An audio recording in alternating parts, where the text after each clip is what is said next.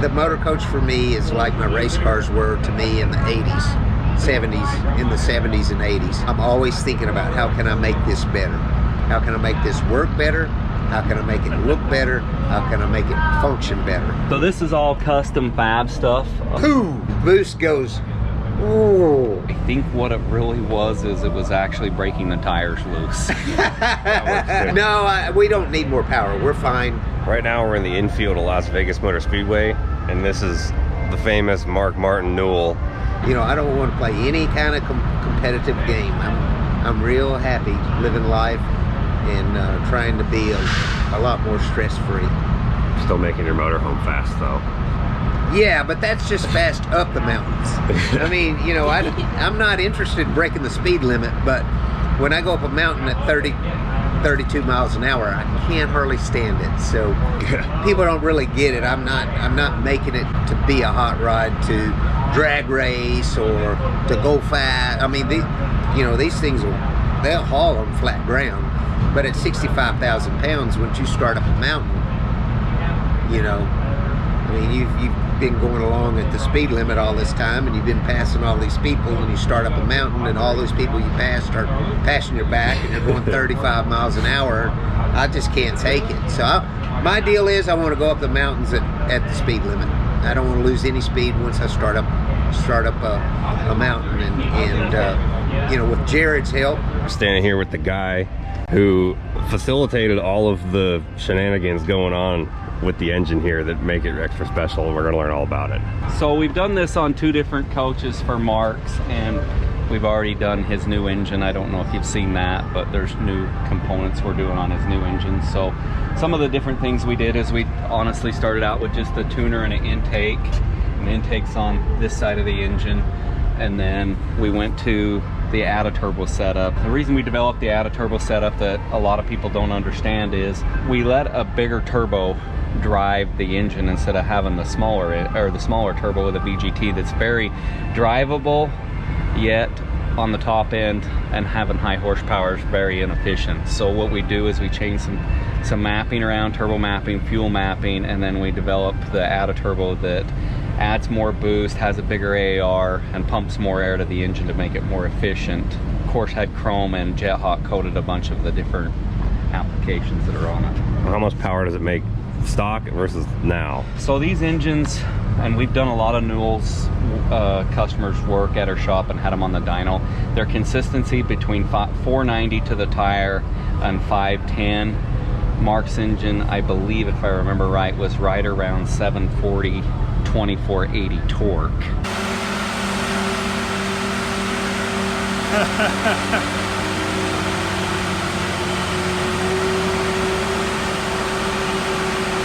At the tire. At the tire.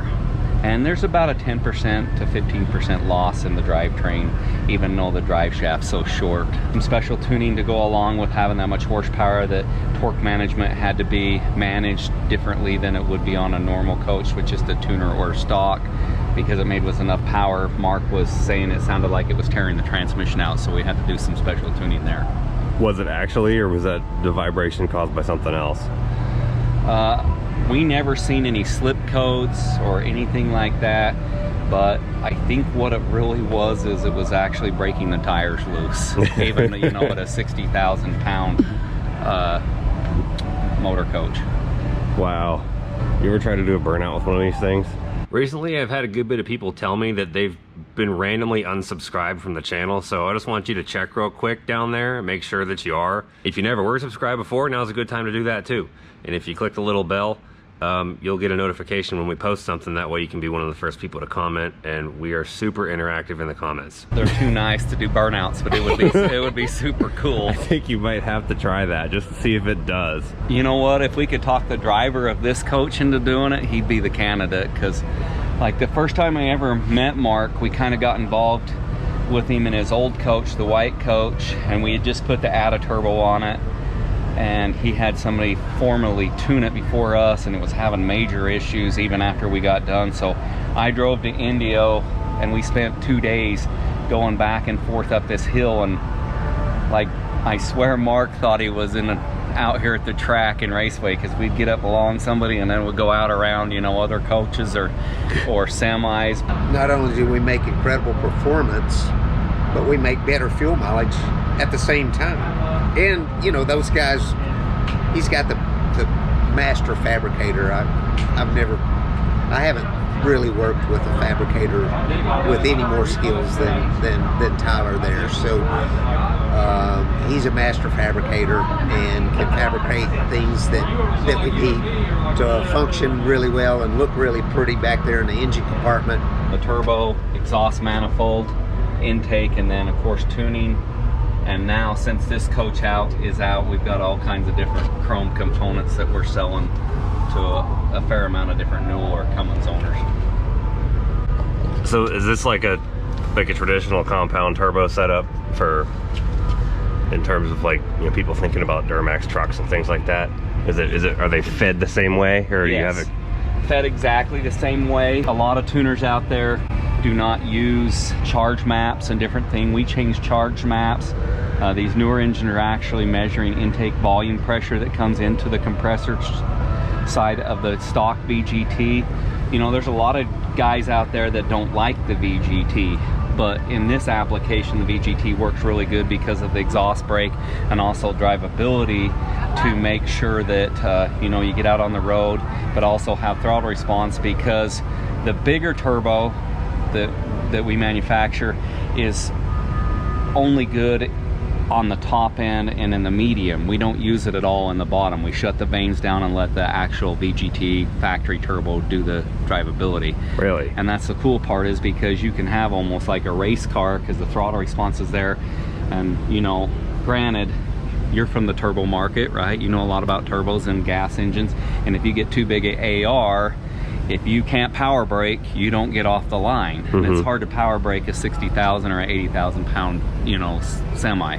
So that's the cool part about the VGT, is we can actually tune it to make the drivability be good. But then once we get over about a certain boost pressure, we allow the big charger to do the work, and the VGT opens up. Huh. That's funny you say that, because I actually have tried like brake boosting mine and launching it, and it does work. It doesn't have any ninnies on it that limit you from doing that. Like, I can launch that thing with like 10 pounds of boost, and it makes cabinets fly open and stuff. Right. I don't know if these ones will let you even do that. Unfortunately, the way this one's tuned, we would have to turn torque management off to do that, because it would, and then we could break stuff. I mean, it's like turning, you know, 700 plus horsepower, almost 800 flywheel loose. So yes, there's that chance of load factor of breaking something, but you could power brake it if we made some tuning adjustments. Well, I heard from somewhere, I forget who it was, but did Allison actually want to see the transmission files from this thing because it was handling more power than they thought it could? Yes, and Allison actually was willing to help work with PDI on a certain end of things to make it work for Mark, but we ended up being able to do it through torque management. Wow, that's insane. You get the OEM is like, hey, what are you doing here? Like, that's impressive, right? To get them interested like that. And that's one thing that I believe that we have to offer that others don't, is everything that we do is carb exempt, you know. So we do everything through the carb air resource board, our tuner, our manifold, turbos, is everything ran through with testing. We spend millions of dollars at the in San Antonio at a test center, and we pull the motors out with all the emission systems and send them out and have them certified. And even on the older motors, as which you have a Series 60, that actual tuning and manifold and turbo has actually got an executive order on it also. Really? So for the gearheads in here, what could you show us on here that's like cool to look at, like as far as like installation or anything goes? So this is all custom fab stuff. On our trucks, we actually cast all this in over-the-road trucks, but because of this application, this is all hand-built in-house.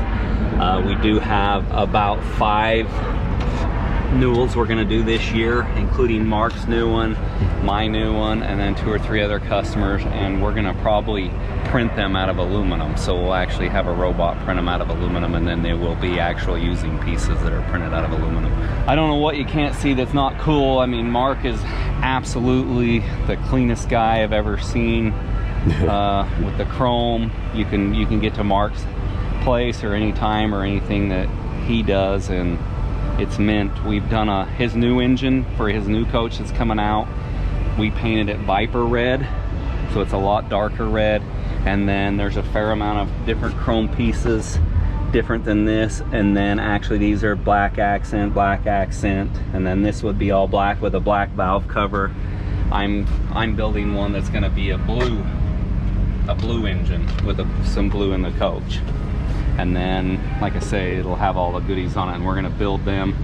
The only thing that we're going to change is we're actually going to put intercooler between the turbos on this one to drop intake air temperature that will actually make it perform. Probably, I think we can pick up another 20 horse and dang near 100 foot-pounds of torque, more efficiency. And Mark has had some issues originally until we came out with our new boots. These boots are rated at 550 degrees.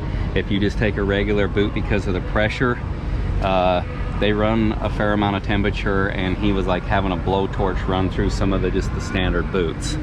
So there is some stuff that goes along with it besides just the cool factor and look and the power that we've had to make changes and R&D on our end too. Where do people find more info about this stuff? www.pdidiesel.com, or call us at 800-511-1231. But the most important part, me and you've been talking back and forth through Instagram for some time. We need to get your coach up there and do a little tune-up on it and see how it goes. Yeah, I always wanted to put that thing on a dyno. Just wish I didn't have to drive to Utah to do that. Yeah. But maybe whenever diesel prices come down, more people start watching these videos. Yeah. Yep. Definitely want to do that. Jerad just really has an eye for the aesthetics piece of it as well. He's real meticulous. He's got these beautiful show trucks. I mean, absolutely unbelievable. His trucks are crazy underneath the hood, all over, outside, inside, and everything. And so he's been a great addition to my endeavors in making, Motor Coach even better, and Motor Coach even better. So I'm having fun with it. It's like the Motor Coach for me is like my race cars were to me in the 80s, 70s, in the 70s and 80s. I'm always thinking about how can I make this better? How can I make this work better? How can I make it look better? How can I make it function better? And so I'm always trying to improve and always trying to one up, everyone else. And I enjoy the build process just like I enjoyed building new race cars every year. So every 3 years, I do a new coach and try to take it to the next level. And this next one we're working on is going to be next level stuff. Is it going to be more powerful than this one? It's going to be more beautiful. No, we don't need more power. We're fine. In fact, we've got it dialed back. It's however much you want. Once you get the added turbo on there, I mean, there's no telling how much power. So, we've got it dialed down nicely. So it's not about making more power once you get that added turbo on it. You've got super cool exhaust temperatures because you're putting so much air through there, and you can give it however much fuel you want in the programming, and make it whatever power you want. I'm not interested in going over the top. I just want to go up the mountains at the speed limit. Did you do the gear ratio changes in this thing yourself? No. Because wow. We asked him about that, and he said you did that, and I was like, what? He did that? Well, I had the crew do it. Crew at Newell. No, that is a monster. That thing, that is heavy. So yeah, I've done a lot of things like, I revalved the front shocks 3 different times back in the day, and I've just made it ride rougher and rougher and rougher, and never really accomplished what I wanted to. So then I went back to the stock shocks, and we had bigger sway bars, front and rear, built for it, and that did the trick. And I've had a couple different gear ratios in it. We really got the right gear ratio now. Actually, Newell told me that, you know, the 430 gear was the gear, and I'm like, you're wrong. Terrible fuel mileage. It's not going to work. And I've got more power in mine than everybody else. I don't need that. So we had a 380 gear in ours when everybody else, all the other coaches were having 430s. And finally, I decided to give the 430 a try, and boy, were they right, and was I wrong. So it's cool to have people collaborate. I mean, the guys at Newell are like my race team. Sometimes they know more than I do, and sometimes I know a little bit more than they do, and we're able to collaborate. And, you know, every once in a while I bring something to the table that maybe helps them or shows them a problem that I have, and the fix, or they come up with a fix. They're incredible there. Their engineering is awesome at Newell. And then when it comes to the engine stuff, Jared's 100%. All I tell him is we need more, we need less of this, you know, more power, less fuel, more fuel, whatever. We've been through this a good bit now, so we've got it refined. We found the things the tweaks that we needed to make since we originally did this added turbo on the coach before this. So it's about dialed in perfectly now. He was telling us about the time where you found the breaking point of those the boots. The boots, yeah. What happened? What happened with that? Where were you whenever that happened? I was on a mountain, of course. What we really found was, and I blew the boots off multiple times. And what we found was we were making too much heat for the boot. And so a standard boot would deteriorate under the heat, the charged air boots. And so the one coming off the turbo is the hottest one, and that one would blow through the side. I got where I could, you know, pull over on the side of the mountain, and in 15 minutes I could have a new boot on it. I had all my tools laid out and all that stuff, and I had it happen multiple times until Jerad had super high temp boots made, special made. So we had boots that were made that were double the temperature.